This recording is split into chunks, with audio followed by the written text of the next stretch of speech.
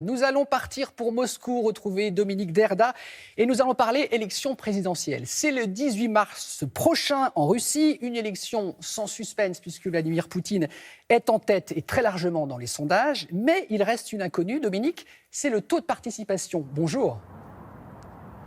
Bonjour Damien. Oui, effectivement, c'est vrai qu'en matière de suspense, on a vu mieux. Vladimir Poutine, sauf accident, est assuré de l'emporter en l'absence de tout rival de poids. C'est un véritable boulevard qui s'ouvre devant lui jusqu'à l'élection du 18 mars prochain. Mais il en faudrait plus pour satisfaire les stratèges du Kremlin qui veulent bien plus qu'une simple victoire. Ce dont ils rêvent, eux, c'est d'un véritable plébiscite, d'un vote populaire unanime pour porter au pouvoir à nouveau Vladimir Poutine. Alors on voit fleurir un peu partout à travers le pays des affiches qui appellent les Russes à aller voter. Mais il y a aussi sur Internet depuis peu des vidéos qui rappellent aux Russes l'importance d'effectuer leur devoir civique. Certaines de ces vidéos sont plutôt bon enfant et d'autres beaucoup moins. C'est ce que vous allez voir sur ces images rassemblées avec Patrice Hacheret, Volodya Sidorov et Tania Tarasenkova.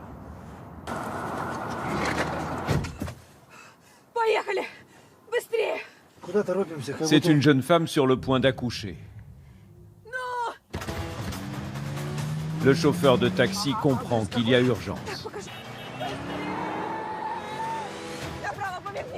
Sauf que ce n'est pas à la maternité qu'elle se fait déposer,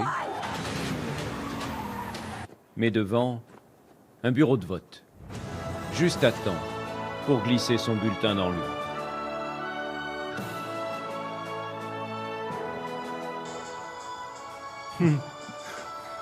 Ça, c'est vraiment pas mal.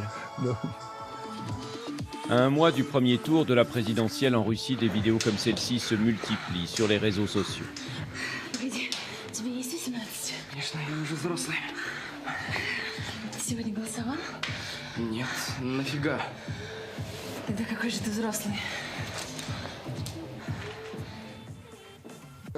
Au Kremlin, ils ont décidé qu'il fallait absolument que le taux de participation soit le plus élevé possible, au moins 60%. Alors ils vont tout faire pour démontrer de façon incontestable que Poutine est un président totalement légitime. La vidéo qui bat tous les records, la voici, visionnée déjà plus de 3 millions de fois sur Internet. On y voit un père de famille réveillant sursaut. Un officier, accompagné d'un soldat à la peau noire, chose inimaginable en Russie, lui ordonne de le suivre.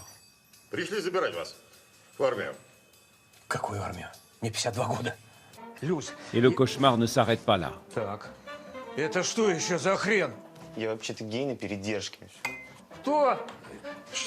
Ну ты чего? Сегодня по закону любая семья должна брать гея на передержку, тех, которых партнер оставил. Ну, неделя осталась. Если он никого не найдет себе в пару, тогда тебе придется с ним быть.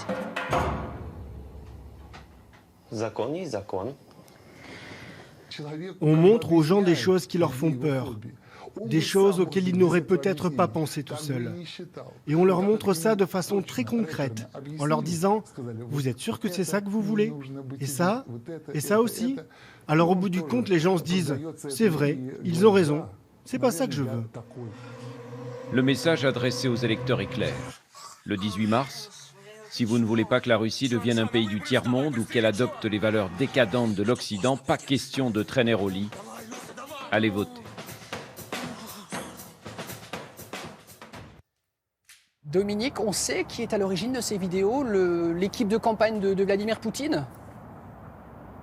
Mais écoutez, il n'y a aucun nom générique, ni celui du réalisateur, ni celui de ses commanditaires. Alors il y a deux solutions, soit c'est la commission électorale, celle qui publie les affiches, soit, et c'est beaucoup plus probable, c'est l'équipe de campagne de Vladimir Poutine, parce que, une fois encore, ce qu'elle veut, c'est un véritable triomphe pour son champion.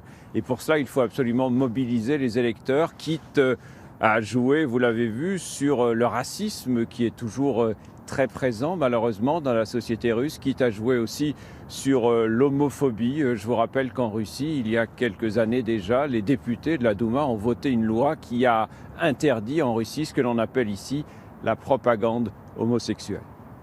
Merci Dominique. Visiblement, il fait très froid à Moscou ce matin. Hein ? Très, oui. Merci. Allez vous réchauffer.